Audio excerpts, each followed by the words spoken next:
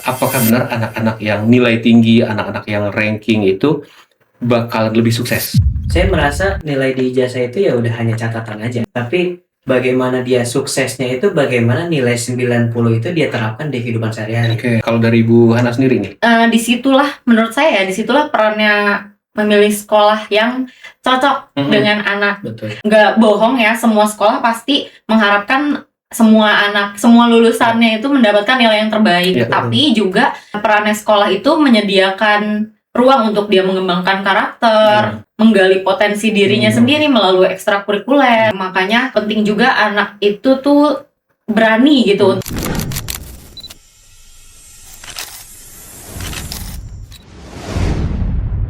Oke, Assalamualaikum warahmatullahi wabarakatuh. Selamat datang Pak Alif dan Bu Hana ya, Iya. dari Lab School Ciracas. Waalaikumsalam warahmatullahi wabarakatuh. Gimana nih, satu pekan ya berjalan masa pembelajaran anak-anak? Iya. Gimana? Lalu 1 pekan, tapi untuk yang kelas 10 ini kan baru mulai di pekan ini kan. Pekan lalu kan yang masa pertama di kelas. Oh iya. Berarti yang kelas 11-12 baru masuk ya? Baru masuk. 11 aja. Oh, 11 aja, 12 belum? 12 belum. Oh, belum ada ya? Oh iya, benar. Iya. Lab School Ciracas baru 2 angkatan ya? Siap. Oke, bicara soal pendidikan, Bu Hana, Pak Alif. Kan yang paling banyak concern soal pendidikan itu justru bukan anak-anaknya sebenarnya, orang tua ya. Justru saya sendiri sebagai orang tua juga meskipun masih SD tapi udah mikir kemana nih anak saya nanti gitu.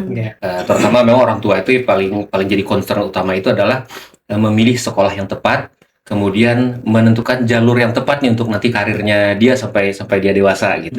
Nah, kalau dari sudut pandang sekolah nih, mungkin dari Pak Alif dulu sebagai guru BK ya Pak Alif ya. Gimana sih cara biar orang tua bisa memahami gitu apa kebutuhan anak sehingga bisa menentukan sekolah yang tepat untuk anak? Kalau dari pandangan saya, untuk pandangan orang tua, kira-kira butuhnya seperti apa sih anaknya gitu ya. Orang tua pasti harus punya waktu lah gitu ya untuk diskusi dengan anaknya, punya waktu diskusi. Kalau misalkan memang anaknya ini kondisinya dari SMP mau ke SMA nih, dari SMP mau ke SMA kan pasti di SMP itu udah punya gambaran anaknya itu mau sekolah seperti apa, atau mungkin sudah punya gambaran mau kuliahnya bagaimana dan sebagainya, sehingga sudah harus tahu tuh orang tua udah ngobrol ke anaknya. Apalagi di tingkat SMP udah mulai remaja, itu udah sebetulnya udah bisa diajak diskusi, udah bisa diajak ngobrol mau tujuannya ke depannya mau gimana. Nah itu mesti intens tuh ngobrolnya gitu ya. Nggak cuma kadang kan ada beberapa orang tua yang udah punya peta karir anaknya sendiri, sedangkan lupa gitu bahwa anaknya juga mungkin saat SMP dengan guru BK sudah memetakan karirnya gitu. Jadi itu harus di-align-kan gitu, harus disandingkan apakah peta karirnya sesuai atau enggak. Kalau misalkan ternyata nggak sesuai ya ini jalan tengahnya kemana nih baiknya gitu. Nah, kalau misalkan dari SMP sebetulnya pentingnya anak itu memilih karir adalah titik beratnya di SMP mau ke SMA atau jenjang SMA gitu ya. Karena kalau misalkan dia peta karirnya mau masuk kuliah dalam negeri atau luar negeri, itu kan ada sekolah-sekolah tersendiri yang memang sudah punya peta karir sendiri gitu ya, udah punya ini sekolah ini biasanya lulusannya kemana gitu. Beda sama halnya kalau misalkan sekolah-sekolah yang memang sekedar ngelulusin anaknya aja gitu tuh beda gitu. Jadi memang harus ngobrol intens gitu antara orang tua dan anak. Berarti perlu ada komunikasi juga antara orang tua dengan guru BK ya berarti sebenarnya ya. Karena kadang-kadang kan orang tua merasa sudah tahu anak nih gitu. Sementara guru BK dengan anak juga sudah punya kayak Pak Alif tadi bilang sudah punya peta sendiri nih gitu kan. Berarti kan harus ada yang menjembatani. Harus ada penjembatannya. Nah, dari sudut pandang sekolah nih Bu Hana, kira-kira gimana caranya bisa menjembatani dua hal ini nih? Oke, jadi sebenarnya sih kalau dari sekolahan ya kita kan ada guru BK juga, mungkin orang tua murid tuh rajin. Sebenarnya sih mereka lebih sering komunikasinya sama wali kelas ya. Iya betul. Sama wali kelas juga komunikasi. Terus dari wali kelas kan update tuh anaknya di sekolah seperti apa segala macam. Dan dari guru BK pun juga pasti sudah punya nilai-nilai si anaknya dari segi akademik maupun non akademiknya, terus karakternya juga apalagi ya. Jadi sering-sering komunikasi juga sih sama sekolah, terutama ke wali kelasnya sama ke guru BK-nya gitu. Ya enaknya sekarang kan rata-rata di hampir semua sekolah sih saya lihat udah ada grup ini ya, grup kelas biasanya yang ada guru dan juga wali murid ya. Jadi minimal komunikasi secara online sudah terbentuk ya antara orang tua dengan guru-guru ya. Ini pertanyaan yang mungkin agak menyentil nih buat kami para orang tua juga nih. Gitu. Apa sih kesalahan terbesar orang tua ketika menyekolahkan anak-anak? Sebetulnya kalau kesalahan terbesar ya, kita nggak bisa bilang kesalahan terbesar juga sih ya, lebih ke mungkin miss di awal gitu ya. Kadang banyak orang tua yang memilih sekolah itu berdasarkan dengan tren gitu. Orang tua itu milih, oh nama sekolah ini udah besar, udah bagus, udah keren gitu ya, udah banyak lulusan yang baik dan sebagainya, tapi lupa kira-kira sekolah itu cocok nggak buat anaknya, gitu. Atau anaknya sahabatnya dia masuk situ, atau gimana anaknya harus ikut ke sana. Padahal kan itu bisa jadi kesalahan terbesar atau mungkin bisa jadi hoki buat dia ya. Tapi kan kita bahasnya kesalahan terbesar, itu bisa jadi salah satunya. Apalagi ada juga orang tua yang fokusnya tuh ke akademiknya aja, tapi nggak aware sama sekolahnya tuh ada pengembangan karakternya enggak, atau memperhatikan kesiswaannya dia, misal kayak selain belajar kan dia juga ada ekskul segala macam, seperti itu sih. Jadi kadang orang tua suka nggak aware di situnya. Berarti sekolah yang terkenal dan punya nama besar belum tentu cocok ya untuk anaknya ya. Betul. Karena kan anak-anak tuh karakternya beda-beda ya. Mungkin dia lebih cocoknya di ruang belajar yang jumlahnya kecil, atau mungkin dia cocoknya yang aktif diskusi atau praktek segala macam. Jadi orang tua harus pintar-pintar nyari juga sih. Nah kalau di lab school sendiri, sistem cara belajar dan kurikulumnya gimana sih? Kalau di lab school sendiri ya, kita memang kurikulum merdeka ya, nasional gitu. Misal pemerintah kurikulumnya lagi apa nih, kita wajib mengikuti gitu. Cuman sih bahasanya pun kita bahasa Indonesia, nggak ada pengantarnya, nggak bahasa Inggris segala macam. Tapi kalau dari segi materi materi pelajarannya segala macam, kita pasti dari lab schoolnya tuh udah punya standarnya sendiri ya Pak Alif ya, nggak yang asal segala macam. Jadi kalau di lab school itu kan kita punya banyak cabang ya, punya banyak cabang. Banyak pertanyaan orang tua tuh yang ketika ingin mendaftar ke kita itu pertanyaannya sama nggak nih dengan lab school yang lebih lama, misalnya Rawamangun atau Kebayoran. Kita salah satu konsep yang kita punya itu konsep One Labs, di mana konsep itu semua terkait dengan kurikulum, program, standar guru, standar bagaimana siswa lulusnya seperti apa, itu kita punya standar satu gitu, satu lab school sama semua. Sehingga walaupun kita mengikuti kebijakan pemerintah kurikulumnya seperti apa, tapi di dalam internal sendiri kita juga mengembangkan kurikulum yang memang kita sesuaikan dengan kecepatan anak-anak gitu ya. Karena dari konsep seperti itu pun kita juga punya wadah komunikasi gitu antar guru. Misal sesama guru matematika itu punya musyawarah gurunya sesama lab school gitu, sehingga apa nih yang beda dari lab school yang ini kita samakan yuk. Jadinya pengembangan akademiknya seperti itu. Dan untuk kurikulum lainnya pun kayak misalkan kokurikuler atau misalkan kurikulum yang berkaitan sama pengembangan karakter, itu kita tekankan betul di kelas 10 gitu. Makanya banyak program-program pengembangan karakter itu di kelas 10. Di kelas 10 gitu, kayak misalkan kita ada trip observasi, atau itu sebetulnya kayak misalkan kita kuliah ada penelitian dan KKN, nah itu kita adakan di kelas 10 gitu. Anak-anak tinggal di rumah warga selama seminggu gitu, meneliti gimana peternakan di sana barangkali gitu, atau sawah di sana. Terus juga nantinya juga ada pengembangan karakter dari militer gitu, bagaimana disiplin gitu ya. Terus juga ada pengembangan secara rohani gitu, sehingga pengembangan karakter itu kita tekankan dari kelas 10, sehingga harapannya kepala sekolah sangat berharap sekali di kelas 10 itu masalah karakter selesai. Karena di kelas 11 itu udah fokus akademik sama karakter. Jadi di kelas 10 mereka udah tahu nih arahnya mau kemana ya sebenarnya ya. Mereka udah explore berbagai macam hal, udah tahu arah minatnya kemana. Nanti di kelas 11-12 tinggal memperdalam gitu ya. Menarik. Nah sebenarnya apa sih yang jadi pembeda lab school ini dengan sekolah-sekolah unggulan lainnya lah, kita bicara secara umum ya. Yang menjadi keunggulan utama dari lab school apa sebenarnya ya yang membuat brand lab schoolnya ini dikenal gitu. Sebetulnya bikin pembeda tadi ya, pengembangan karakter itu Hmm. kita betul-betul tekankan banget karena kita pengen ketika kan mungkin pernah dengar gitu ya pendapat kalau batik ini tuh kelihatan banget nih lab school Lab banget school. gitu. Iya, Kan betul. di UI itu pasti ada hari batik nasional, tapi Iya. anak-anak lab school tuh pakai batik lab school. Berarti lab schoolnya. Nah, tapi kita nggak mau punya dampak atau punya pandangan batik lab school ini batik yang cuma sekedar hype doang Iya. gitu, tapi menandakan bahwa anak-anak kita anak-anak yang berkarakter, Oke. anak-anak yang memang secara akademik prima gitu ya, dan juga secara sosial juga baik gitu. Makanya itu kita di lab school ini betul-betul menekankan bagaimana disiplin kita, bagaimana karakter kita, walaupun yang pasti dalam penerapannya juga cukup sulit gitu ya. Cuma kita betul-betul pengen gitu kalau anak-anak kita lulus dengan nama lab school dengan nama yang baik juga. Gitu. Jadi pembeda kita di situ pengembangan karakter dengan program-program yang mungkin bisa dibilang banyak orang tua yang kaget juga, program-programnya banyak banget dan anak-anak bisa pulang sampai maghrib gitu dan sebagainya. Tapi ketika setelah lulus dengan nama lab school udah ketahuan ini anaknya kualitasnya bagus. Oke. Betul. Jadi membawa nama lab school meskipun mereka udah lulus ya. Iya. Sesimpel kita setiap hari Jumat ya ada datang pagi Pak karena olahraga.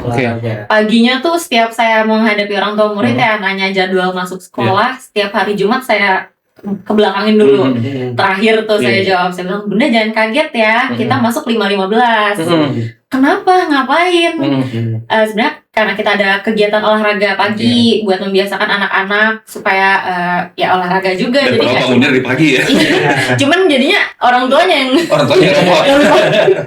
paling kagetnya di situ doang sih. Sesimpel itu sih kita memperhatikan setiap ininya. Karena kita mau balance gitu ya antara balance akademik sama terus program non akademik sama bahkan olahraganya pun kita kasih waktu gitu. Anak-anak olahraga seenggaknya sekali seminggu. Gitu. Olahraga bersama di sekolah ya. Bersama. Itu seluruh lab school gitu sih. Setiap hari Jumat. Oke. Keren. Nah, otomatis dengan kegiatan yang banyak tadi sebenarnya kan mengurangi juga waktu anak-anak terlalu banyak terekspos dengan gadget sebenarnya. Ini kan yang jadi concern juga nih. Terutama kita sebagai orang tua kan yang paling jadi concern mungkin gak cuma orang tua dan sekolah pastinya ya. Ya anak-anak kalau sudah mulai terekspos banyak dengan gadget, ya waktunya habis di sana gitu. Nah, kalau dari sudut pandang guru BK sendiri lah, dari Pak Alif gitu, gimana sih caranya nih Pak menghindari permasalahan ini nih? Karena kalau kita lihat kan influence negatif itu banyak justru munculnya di sosial media. Kita lihat ke anak-anak sekarang ya, mulai dari bahasanya, kemudian tren-tren yang bisa dibilang nggak tepat untuk anak-anak lah gitu. Anak-anak menyanyikan lagu-lagu yang bukan usianya mereka gitu. Nah, kalau dari sudut pandang sekolah sendiri gimana? Sebetulnya kalau dari kami gitu ya, selain dengan banyaknya program itu juga mengurangi penggunaan gadget gitu ya, dari kami setiap harinya juga mulai dari tahun lalu juga menerapkan anak-anak selama di sekolah tidak menggunakan handphone gitu. Handphone kita kumpulkan full dari mulai datang sampai pulang sekolah. Bahkan jam istirahat kita nggak kasih. Kecuali memang ada guru-guru seperti saya kan kalau misalkan ngisi angket dan sebagainya lebih mudah form Google Form gitu ya. Ya udah saya gunakan tapi hanya untuk itu aja. Selain itu ya diambil gitu handphonenya. Dan ya kita juga kerjasama gitu dengan orang tua di rumah. Itu kalau di sekolah aja kita terapin atau seperti itu, tapi di rumah nggak ada pembatasan juga atau nggak ada hal-hal yang dilarang dan sebagainya, kan sama aja bohong gitu ya. Nah kita kerjasama sama orang tua, kita punya peraturan seperti ini, harap penggunaan di rumah juga bijak gitu. Menggunakan handphone ada batasannya atau penggunaan laptop untuk main game juga ada batasannya gitu, sehingga anak-anak tuh terbiasa nggak cuma di sekolah tapi di rumah juga gitu. Jadi lab school itu salah satu yang kita kedepankan juga adalah komunikasi dengan orang tua, kerjasama dengan orang tua. Karena sekolah tanpa orang tua ya apa gunanya gitu.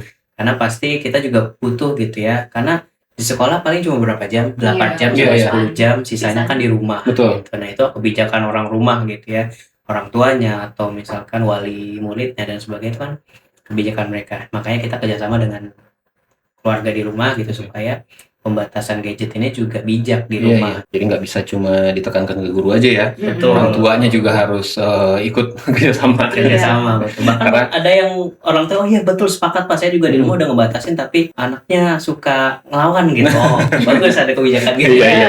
Betul. Kadang-kadang kan di sekolah udah ketat nih dibikin aturan gitu, justru di rumahnya los, jadi kan akhirnya nggak ada gunanya nih aturan yang Betul. dibuat gitu. Justru anak-anaknya ya udah puas, dia di rumah udah puas dengan gadgetnya gitu. Betul, betul.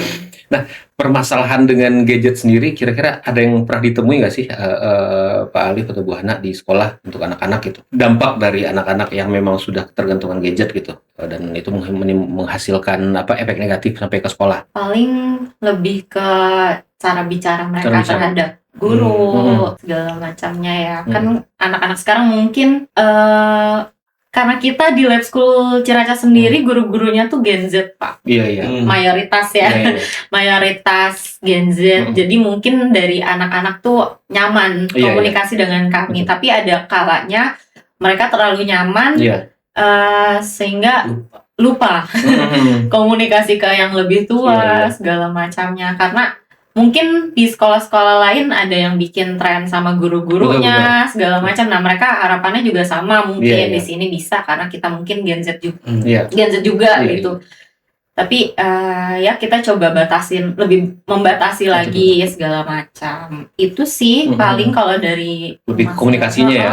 yang saya lihat ya, walaupun saya Iya, bukan guru Iya, sebenarnya. iya. Karena kalau saya tuh tukang konten, Pak, Iya, iya, iya. di Lab School. Jadi Iya, iya. kadang saya butuh anak-anak Iya, untuk iya. jadi talent saya. Oke. Nah, kadang mereka tuh suka lupa. Iya, iya, iya. Kalau saya juga ternyata lebih tua loh. Iya. Gitu. Jadi mereka terlalu asik gitu. Iya. Tapi ya Ya mungkin sisi positifnya zaman sekarang itu memang untuk komunikasi anak-anak lebih cair ya, Iya, lebih cair cair sih. komunikasinya. Cuman Heeh. negatifnya adalah kadang lupa ya, iya. lupa batasan-batasan gitu ya. Ini bahwa ini tuh guru loh harusnya diperlakukan secara Iya, berbeda. betul, betul. Karena berasa beda loh, Pak. Dulu saya sih sebenarnya belum tua banget ya. Saya 99 sih kelahiran. Tapi dulu saya sangat karena zaman Iya. saya juga dulu kan elektroniknya nggak terlalu Betul, gimana-gimana betul, ya. TikTok pun nggak ada Belum segala ada, macam. Jadi kebebasan suara untuk berpendapat Iya, segala iya. macam saya tidak sevokal anak-anak Betul, sekarang. iya. Sedangkan kalau mereka itu vokal banget sih karena memang sosmed dia Iya. full free access Iya. segala macam. Jadi menurut dia adalah suara seenggak penting yang dia keluarkan Iya. itu bisa didengar orang-orang Iya, gitu. iya. Jadi asbun ya kalau Kalau kata sekarang jadi ya berasa sih Berasa ya, karakternya. betul-betul. Kalau dari Beda. guru BK sendiri gimana Pak Ali? lagi mungkin dibicarakan juga ya sama Hmm. guru-guru gitu ya. Kadang kan juga pembahasan mungkin sekarang di umum gitu ya. Kalau terbiasa dengan TikTok, Reels dan sebagainya itu kan dia videonya singkat-singkat ya. Betul-betul. Jadi anak-anak itu susah banget untuk dapat fokus yang lama. Oke. Benar. Jadi anak-anak tuh fokusnya tuh cuma paling 1 menit, 5 menit tuh udah tau udah kabur kemana Oke. fokusnya gitu. Jadi betul-betul kita guru-guru punya tantangan untuk ngajar itu gimana caranya supaya anak-anak tuh fokusnya bisa intens gitu. Ketika dia punya fokusnya cuma 5 menit, berarti dalam waktu 5 menit itu guru-guru harus menyampaikan konten yang penting. Oke. Sehingga anak-anak bisa masuklah dari Iya, informasi yang disampaikan itu. Sedangkan namanya mata pelajaran kan fisika, matematika dan sebagainya kan nggak mungkin cuma butuh 5 menit Iya, terus iya, iya. selesai gitu Betul, kan. Nah itu yang mungkin jadi trouble gitu ya, karena terbiasa dengan gadget itu sehingga anak-anak itu untuk fokusnya agak sulit. Betul. Apalagi kemarin selama setahun ke belakang yang sekarang udah kelas 11 sih, sekarang udah lebih baik ya karena udah kita batasi penggunaan handphone dan sebagainya gitu. Di awal-awal benar-benar baru dijelasin dikit, tau udah izin keluar atau udah bilangnya sih minjem pulpen tapi nyebrang Kelas lain. kelas Iya, iya, lain gitu ya. Jadi sering jalan Iya, gitu. iya, iya, iya. Gitu. Gak bisa fokus. Nggak bisa diem Karena fokus gitu juga. anaknya gitu. Jadi tantangannya Iya. di situ sih untuk biasa menggunakan handphone, apalagi video-video yang singkat. Singkat ya, gitu. heeh. Gitu. Jadi sosial media ini ngerubah behaviornya anak-anak juga ya. Iya, betul, sangat. Jadi mau nggak mau kalau kita nggak bisa ngebatasin penggunaannya, ya mau nggak mau emang cara ngajarnya juga harus menyesuaikan Iya, tadinya ya. betul. Heeh. Menarik jadi tantangan buat guru-guru sebenarnya. Iya, Sangat. banget Guru. Jadi harus bikin kelasnya bener-bener fun gitu, Iya, fun, bener-bener. bener-bener asik gitu ya, supaya tetap anak-anaknya punya atensi. tensinya.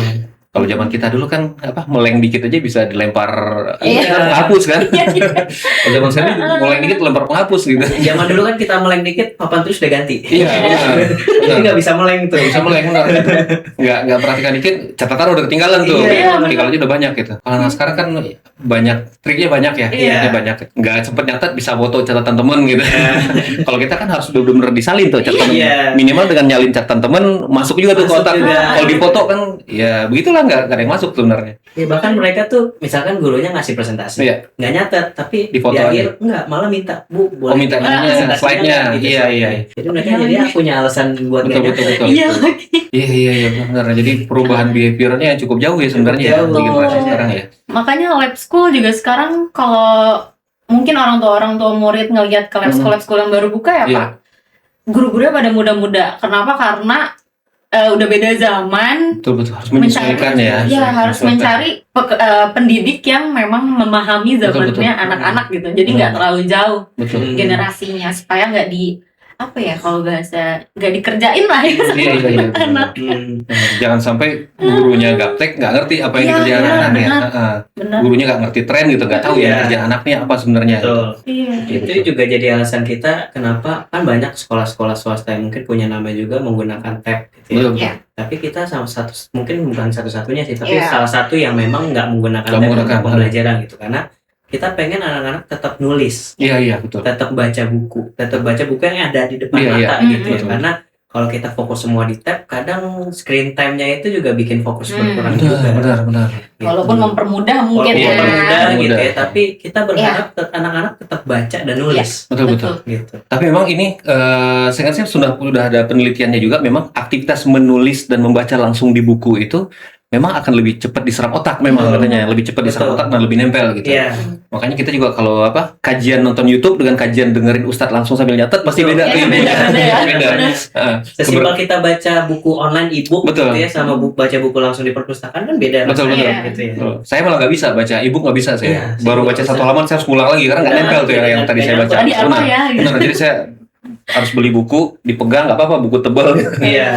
Emang ya bahkan kan keberkahannya ilmu itu juga ada di ini kan, di menulis, membaca langsung, Betul. berhadapan langsung dengan guru gitu. Betul. Oke, menarik. Dan ini perlu dipahami juga oleh sekolah-sekolah sebenarnya ya. Iya. Karena banyak sekolah-sekolah yang ngerasa tetap harus pakai sistem yang lama works dulu gitu. Nah, sementara kan zamannya berubah, anak-anaknya berubah gitu. Ya, makanya bagus berarti ada sekolah-sekolah yang memperhatikan itu, bahkan guru-gurunya pun disamakan gitu. Iya. Disamakan usianya. Kalau orang tua kan sekarang nggak tahu ya, kalau dari zaman saya dulu memang orang tua itu sangat mementingkan ya ranking dan nilai ya. Ranking dan nilai gitu. Nah, kalau yang dihadapi sehari-hari nih sama Bu Hana dan Pak Alif, apakah benar anak-anak yang nilai tinggi, anak-anak yang ranking itu bakalan lebih sukses nanti? Siapa dulu? Oh. Alif dulu. Kalau menurut saya pribadi gitu ya, nilai tinggi atau misalkan di ijazah nilainya 90 gitu. Iya. Saya merasa nilai di ijazah itu ya udah hanya catatan aja. Oke. Catatan akademik gitu, Iya. bahwa dia pernah sekolah dan punya nilai segitu. Iya. Tapi bagaimana dia suksesnya itu, bagaimana nilai 90 itu dia terapkan di kehidupan sehari-hari. Oke. Karena kan ada beberapa memang yang dia berusaha untuk nilainya bagus, dapat nilai bagus sudah cukup gitu, dan nggak ada usaha untuk mengembangkan atau berusaha untuk memantaskan dengan nilai itu. Oke. Gitu. Jadi menurut saya sih justru kategori kesuksesan itu nggak cuma dengan nilai tinggi Iya. gitu, tapi bagaimana dia bisa memproses nilai itu, bagaimana dia dalam kesehariannya juga punya karakter yang baik. Kadang ya kita nggak tahu ya, namanya anak-anak gitu ya, kita bukan yang menutup mata atau gimana, tapi kan ada cara-cara supaya nilai itu tetap tinggi. Betul. Gitu. Ada cara-cara yang mungkin terlewat gitu dari gurunya yang kita nggak tahu, tapi tetap tinggi dengan berbagai kasus yang ada di belakangan ini. Dan bagaimana dengan proses dia mendapatkan nilai itu, gitu. Kalau dia mendapatkannya dengan jujur, dengan baik, dengan perkembangan yang oke dan sebagainya, ya alhamdulillah bagus banget gitu ya. Tapi kalau dengan cara yang tidak baik, ya itu kan juga hasilnya juga nggak berkah gitu kan. Suksesnya itu kan juga kita bisa melihat secara sosial. Ada kasus misalkan nilainya dia udah baik, udah tinggi dengan jujur dan sebagainya, kita tahu bahwa orang ini orang baik, jujur, tapi dia kesulitan untuk komunikasi. Nah, itu akan cukup sulit tuh dia untuk bersaing di tempat kerja gitu ya. Karena misalkan melamar pekerjaan nih, nilai IPK-nya 4 gitu ya, tapi dia ditanya pertanyaan yang simpel aja dia nggak bisa jawab. Kan HR juga nggak bisa nerima orang seperti itu Iya. gitu kan. Gitu. Jadi menurut saya sih harus seimbang gitu Iya. antara prestasi akademik sama bagaimana cara dia berkembang, sosialisasinya, bagaimana karakternya. Oke, menarik.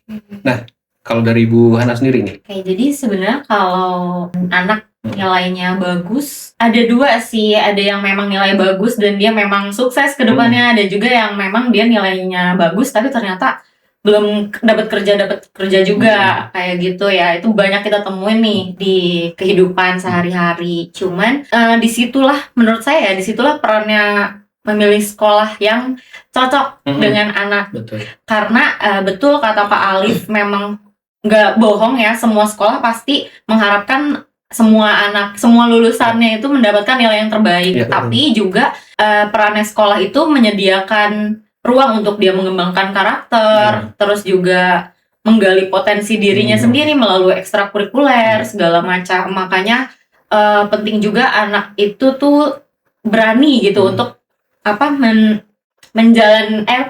untuk ikut ekskul segala macam, karena ada juga yang memang dia nggak bisa sosialisasi, jadi dia nggak mau ikut organisasi atau apapun itu ya. Itu juga bisa mempengaruhi kesuksesan sih menurut saya, karena walaupun nilainya ini nggak bilang kebanyakan belajar jadi bikin nggak sukses ya. Tapi maksudnya ya itu, walaupun dirimu mengerti matematika tapi kamu juga harus bisa mengimplementasikan matematika itu di kehidupan sehari-hari gitu. Tetap balik lagi ke kehidupan sehari-hari. Yang mana kita lebih banyak kebutuhannya tuh lebih banyak sosialisasi. Pokoknya ngelihat dunianya jangan sempit di akademik aja deh, harus meluas gitu. Nah, kalau dari pandangan sekolah sendiri nih, kegiatan-kegiatan ekstra yang seperti apa yang bagus untuk membangun skill-skill di luar akademik tadi nih, untuk menjamin kesuksesan anak tadi? Kalau dari kami sih sesimpel dia paling mudah ya ikut ekskul gitu ya. Ikut ekskul kan dia untuk sosialisasinya kan nggak cuma teman kelasnya. Artinya dia bisa kenal sama kakak kelasnya, adik kelasnya, bisa kenal sama kelas lain gitu. Itu juga bisa membantu dia untuk komunikasi, untuk sosialisasi. Tapi kalau misalkan mau yang lebih berdampak gitu ya, dibanding ekskul, ya ikutlah kayak misalkan OSIS, organisasi ROHIS dan sebagainya, sehingga dia kalau di OSIS MPK ROHIS kan betul-betul dilatih gitu ya anak-anak untuk bagaimana mendevelop karakter, bagaimana mendevelop program, bagaimana cara dia untuk problem solving dan sebagainya. Nah itu soft skill itu yang sebetulnya diharapkan untuk ada gitu ya, untuk apalagi mendukung dia untuk karir kedepannya gitu. Karena jelas beda banget rasanya kalau misalkan anak-anak yang aktif organisasi dia masa SMA masuk kuliah, itu pola kerjanya tuh udah beda gitu. Betul. Apalagi kan nggak kaget gitu ya, kalau di OSIS kan mereka udah terbiasa untuk ngatur waktu, akademik sama organisasi tetap balance dan sebagainya, dan udah terbiasa gitu ya untuk ngejar gurunya gitu, untuk nanya nilai dan sebagainya. Akhirnya di kuliah kan dia nggak kaget gitu bahwa dosen kan nggak ngejar anak-anak nilai, jadi nggak kosong banget dia kuliah nih gitu. Jadi dia udah punya skill itu, skill untuk cari tahu, oh dosen saya belum ngasih nilai nih, saya harus nyari tahu dong gitu. Berarti anaknya jadi lebih aktif ya, jadi lebih proaktif, benar-benar. Berarti yang dibutuhkan memang ya selain kegiatan-kegiatan yang sifatnya memancing kemampuan fisik, kreativitas, tentunya juga organisasi gitu ya. Karena memang lebih banyak belajar komunikasi dan sosialisasi di sana. Tapi semua ekstrakurikuler menurut saya semuanya positif ya. Karena buat ya itu ngembangin karakternya dia juga kan. Terlebih lagi dia juga punya hobi jadinya kan, hobinya tersalurkan. Dan ketambahan lagi ekskul kita nggak cuman nggak cuman di sekolahan aja latihan terus, tapi kan nyari lomba. Nah itu bisa jadi prestasi buat membangun dia. jiwa kompetitiveness-nya mereka ya. Betul, jadi nggak pasif lah. Nah kalau dari segi bahasa sendiri, kalau kita lihat dunia karir ini sekarang udah semakin terbuka ya, global gitu. Nah, kalau sekolah sendiri mempersiapkan kemampuan bahasa anak-anak bagaimana? Kalau dari sekolah sendiri pasti kalau bahasa Inggris udah mata pelajaran wajib lah. Nah, mulai tahun ini di Lab School Ciracas itu punya bahasa asing untuk bahasa Mandarin. Mandarin. Jadi karena kita melihat nih China ini lagi memang berkembang banget nih.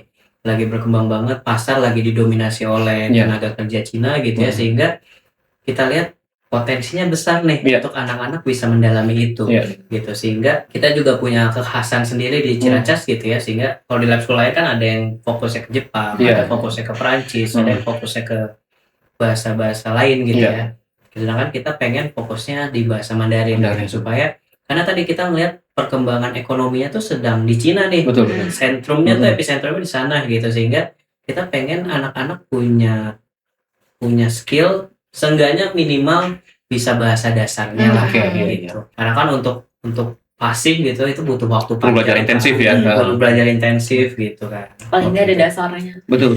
Tapi by the way kita juga SMP-nya ada bahasa asing selain Inggris sih, tapi Jepang. Oh Jepang. Sama kayak lab school lain. Iya. Cuman ya kita beda nih, ambilnya SMA Mandarin. Iya. Karena lumayan kepake banget betul. Mandarin ya. Kalau kita lihat perkembangan karir global sekarang, bahasa Mandarin, Jepang, Korea, Jerman, itu tuh bahasa-bahasa yang memang bisa dibilang membuka peluang lah, membuka pintu gitu untuk karir global. Kalau kita lihat modal bahasa Inggris saja sekarang tuh udah bare minimum lah. Itu bare minimum. Seenggak-enggaknya bahasa Inggris minimal bisa gitu. Tapi bahasa asing itu ya memang sudah jadi satu keharusan lah kalau mau bersaing gitu. Karena kita lihat pencarian kerja sekarang aja rata-rata udah mensyaratkan tambahan bahasa lain selain bahasa Inggris gitu. Lowongannya ditulis dalam bahasa Inggris, kemudian yang ditanya adalah bahasa lain selain bahasa Inggris gitu. Makanya kan kasihan kalau anak-anak nggak dipersiapkan dari kecil. Karena mulai belajar bahasa ketika udah dewasa itu kan ya biasanya kaget ya, apalagi bahasa-bahasa yang nggak familiar di telinga. Mungkin kalau bahasa Jepang oke lah buat anak-anak yang sering nonton anime, nonton ini masih familiar gitu.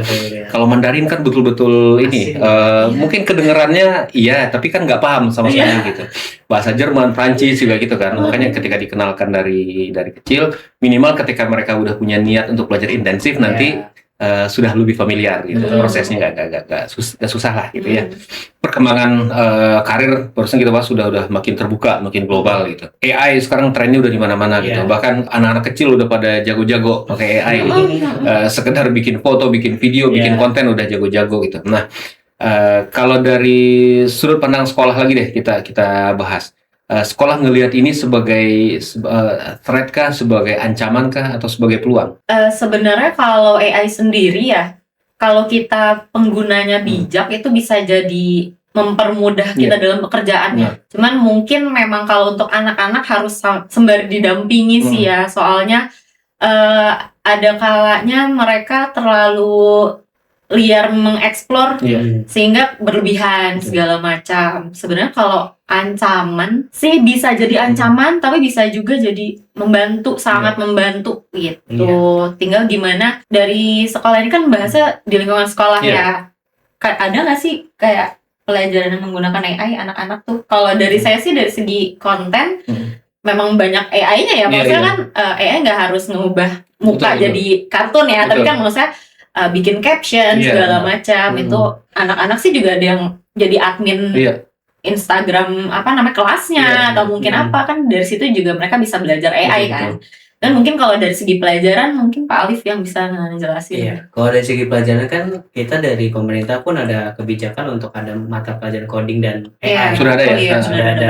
Jadi itu juga kita ajarkan, dan sebetulnya kan anak-anak sering juga menulis karya ilmiah. Kita sering tugaskan untuk karya ilmiah. Ya, kami sih menekankan silakan aja kalau misalkan menggunakan AI, tapi yang nggak copy paste. Betul. Gitu. Jadi kalau misalkan dia menulis karya ilmiah terus menggunakan referensi dari AI, ya seenggaknya dia bisa paraphrase. Dia bisa menyampaikan itu tuh apa sih maksudnya gitu. Karena dalam konteks pendidikan AI itu membantu, memang membantu, tapi kita juga butuh namanya sentuhan manusia. Gitu. Kadang kalau misalkan kita fokus ke AI aja, sentuhan manusia itu pasti kita sadar kok bahwa itu AI gitu. Kita nggak ngelihat ada sentuhan manusia di sana. Dan cuma manusia juga yang bisa ngeliat kalau itu ada sentuhan manusianya atau enggak gitu. Jadi memang kita dalam konteks pendidikan itu batasannya adalah silakan menggunakan, tapi kita bisa menggunakan dengan bijak dan juga bisa bisa seenggaknya dari karya yang sudah dibuatkan mungkin sama AI, kita juga bisa kembangkan lagi. Gak cuma plek plok gitu, Iya. tapi lebih ke kita kembangkan lagi. Bisa jadi dari situ juga dia bisa lebih hebat lagi ya Betul, cara betul. berpikirnya Betul. gitu. Jadi nggak mentok di situ aja, Betul. tapi dengan AI mungkin dia jadi lebih bisa. Iya, karena kalau zaman saya dulu kalau mau bikin tulisan ilmiah itu risetnya bisa lama tuh nyari buku sampai nemu Yes. bukunya aja lama. Udah gitu baca lagi buku-bukunya, nyari mana yang pas nih gitu. Iya. Kalau sekarang itu bisa kelar semua dalam waktu 15 menit mungkin udah dapat semua tuh. Iya, maksudnya Ya, tinggal deep research aja kan udah Iya. dapat lengkap dengan referensinya, bahkan udah bisa jadi draft awal lah Betul. minimal gitu. Tapi seperti itu juga kadang saya masih sering cross check lagi Betul, gitu. betul, Ini betul. bener nggak nih jawaban Betul. AI? Karena di AI-nya juga ada disclaimer kan, Benar. Pak.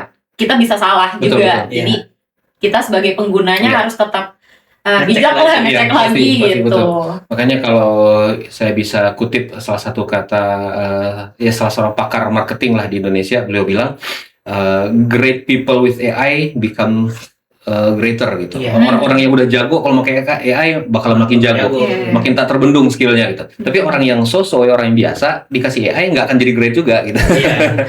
Akan jadi tetap biasa aja. Iya. Orang biasa yang pakai AI gitu nggak akan jadi great juga gitu. Makanya memang butuh orang yang punya ilmunya dulu, punya basicnya dulu, dia bisa kontrol penggunaan AI-nya. Tapi kalau secara pribadi sih memandang AI ini memang kalau dari segi ya riset, akademik dan lain-lain mungkin bisa mempercepat, mempermudah, tapi nempel ke otaknya yang iya. saya pikir itu. Kan beda kalau dulu saya riset ya. Contoh awal karir saya dulu di TV, saya nulis untuk program Dr. Oz Indonesia. Itu kan tema kesehatan semua. Iya. Kesehatan semua.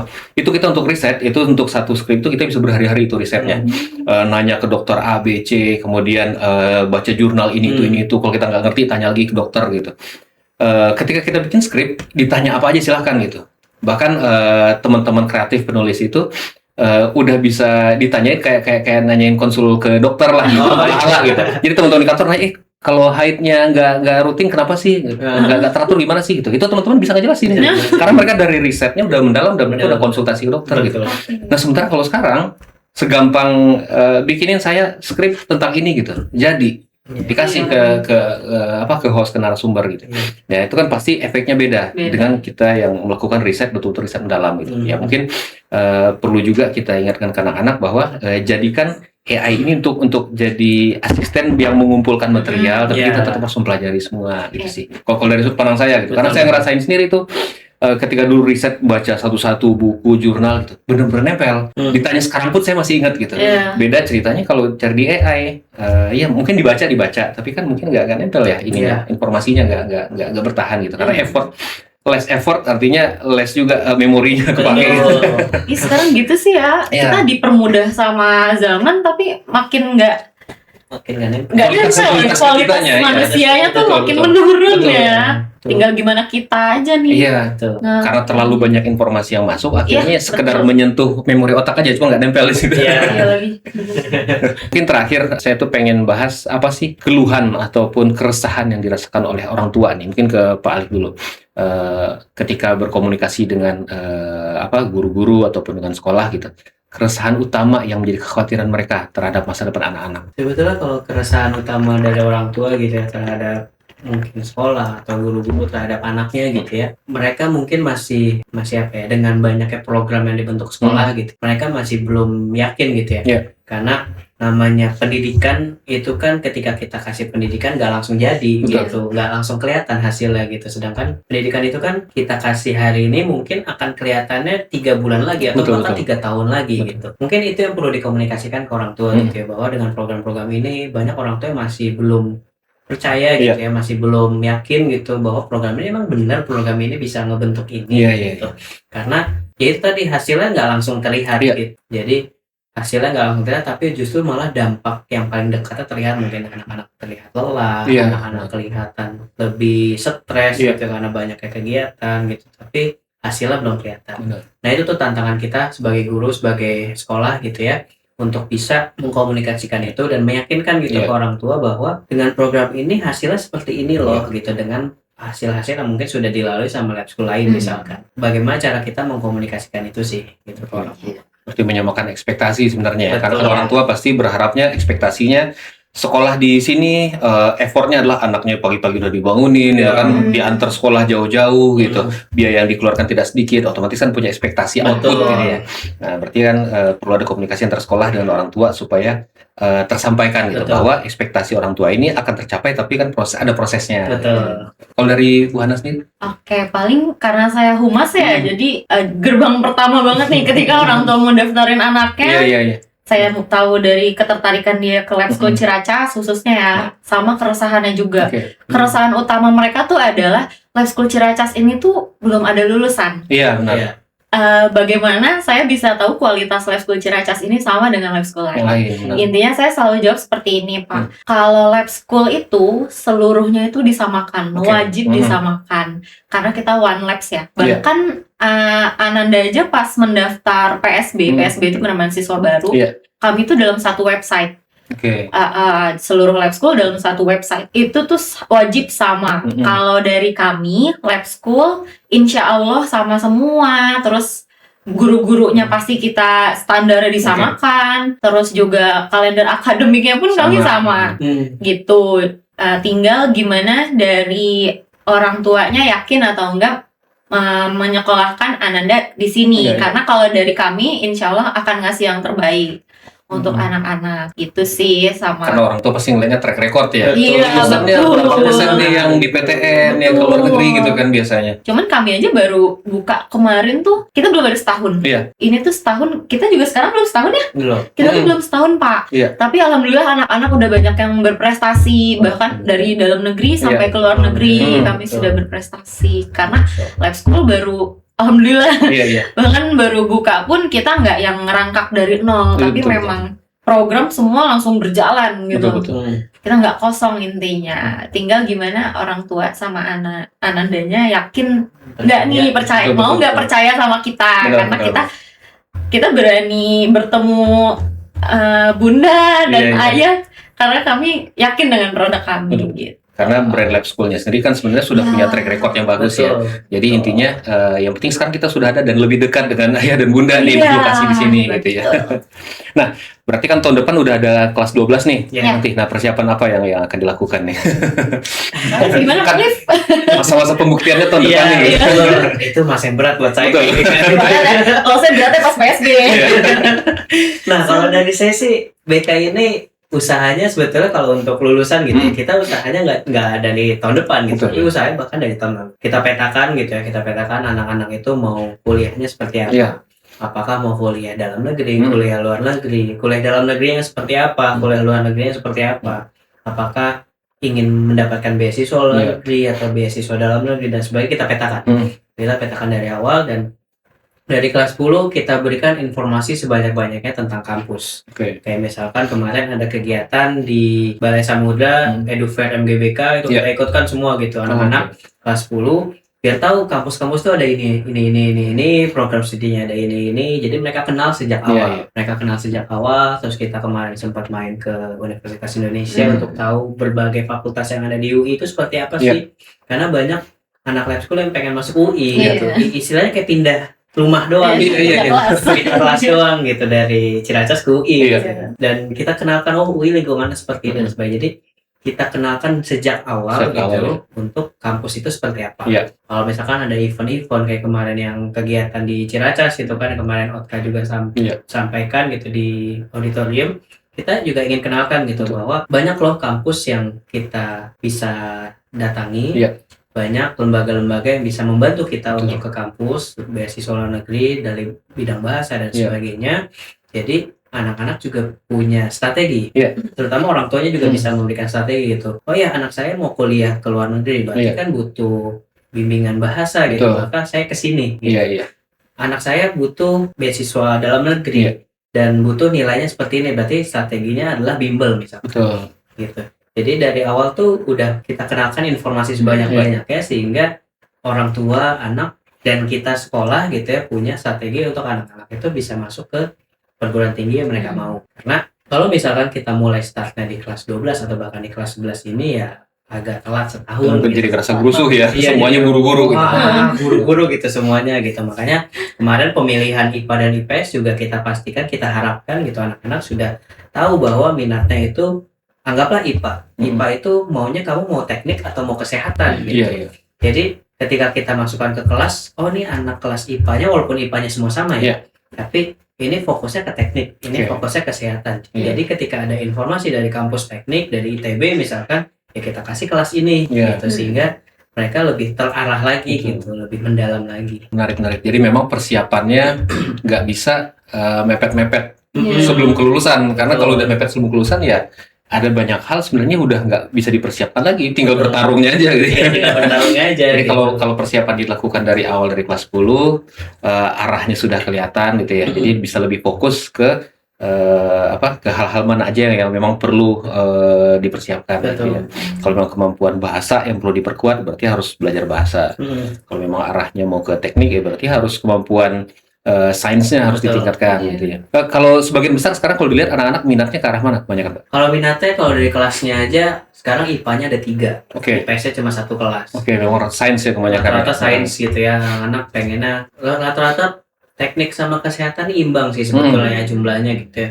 Ada sebagian besar mau ke teknik, sebagian besar mau ke kesehatan gitu ya. Kalau dalam negeri sama luar negeri ya berimbang sih. Mau mereka ada yang mau keluar negeri juga nggak jauh-jauh, paling sekali Singapura. Iya, yang gampang-gampang lah. Paling dekat paling jauh itu ke Jepang lah misalnya. Ya memang kalau Singapura, Australia, Jepang biayanya nggak terlalu gede dan gampang pulang sebenarnya. Gampang pulang. Gampang disamperin juga. Iya betul. Kalau ke Eropa kan aduh susah nih. Kok kayaknya susah banget gitu kan. Nabungnya 2 tahun baru Jepang sekalian orang tua jalan-jalan lah. Sekalian jalan-jalan gitu. Iya betul. Memang dengan persiapan yang matang dari jauh-jauh hari dan juga keselarasan antara mappingnya antara orang tua, sekolah dan juga anak, kan kita harapkan roadmapnya udah kelihatan dari awal ya. Jadi tinggal menjalani milestone-nya aja. Iya gitu. Oke, baik, menarik. Terima kasih banyak Pak Alif, Bu Hana. Ya kita berdoa, insya Allah tahun depan kita lihat nih hasil-hasil dari apa yang sudah dibangun dari 1 tahunan ini. Ya semoga memberikan hasil yang terbaik untuk anak-anak, sesuai dengan ekspektasi orang tua juga, gitu, dan juga memberikan kebaikan dan manfaat juga untuk sekolah. Karena memang kita lihat pendidikan ini perlu mendapatkan perhatian yang lebih ya. Kalau misalnya dari pemerintah kita nggak bisa mendapatkan sesuai ekspektasi kita, tapi minimal dari sekolah dan orang tua yang harus punya effort gitu untuk memperhatikan pendidikan anak-anak, karena ya pendidikan ini akan jadi anak-anak lah yang jadi penerus kita nanti. Jangan sampai yang penerus kita nanti asal-asalan juga kita persiapkan dari awal. Terima kasih banyak Pak Alif, Bu Hana, terima kasih banyak sudah mampir ke studio kami. Semoga bisa menjadi kerjasama yang berkelanjutan dengan Orka juga. Sobat Orka, kita sama-sama doakan semoga generasi-generasi muda kita bisa mendapatkan arah studi dan karir sesuai dengan minat mereka, bakat mereka, dan sesuai juga dengan ekspektasi orang tua, karena butuh kerjasama ya antara institusi pendidikan, orang tua, dan juga anaknya sendiri yang akan menjalaninya. Gitu. Kita berharap dengan terjalinnya sistem yang baik, komunikasi yang baik, menghasilkan output juga yang nanti baik gitu. Karena mereka lah calon-calon pemimpin-pemimpin dan penerus bangsa kita di masa depan. Terima kasih banyak. Saya Uda Rudi. Assalamualaikum warahmatullahi wabarakatuh.